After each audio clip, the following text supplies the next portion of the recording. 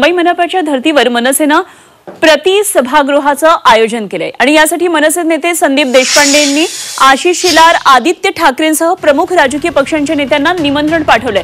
त्यामुळे प्रति सभागृहामध्ये कोणकोणते नेमके नेते उपस्थित राहतात हे बघायचंय।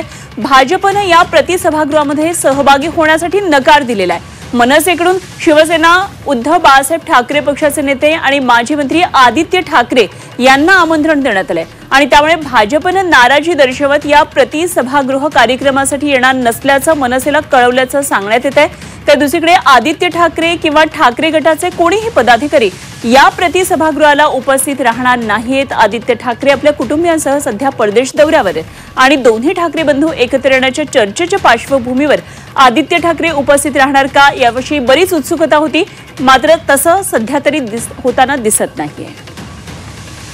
आणि याच बाबतीत आणखी सविस्तर तपशील जाणून घेऊया। आमचे प्रतिनिधी कृष्णात पाटील सध्या आपल्या बरोबर आहेत। कृष्णात, हा एक वेगळा प्रयोग मनसेनं खरं तर आयोजित केलाय प्रति सभागृहाचा। अर्थातच भाजपनं नाराजी दर्शवत येणार नाही असं कळवलेलं आहे, पण काय नेमके कोण नेते येऊ शकतात, काय स्वरूप असणार आहे, कसं नेमकं या घडामोडीकडे आपण लक्ष देतोय? गेल्या जवळपास मुंबई महापालिकेत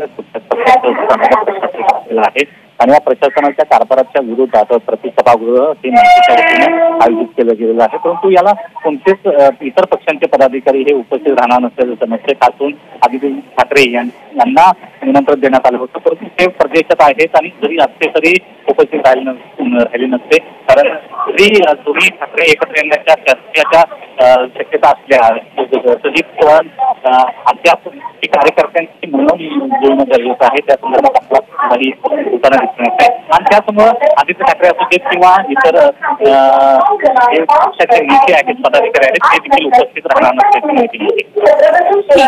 कृष्णात, धन्यवाद दिलेल्या या सगळ्या सविस्तर माहितीसाठी। कृष्णात पाटील आमचे प्रतिनिधी आपल्या बरोबर होते।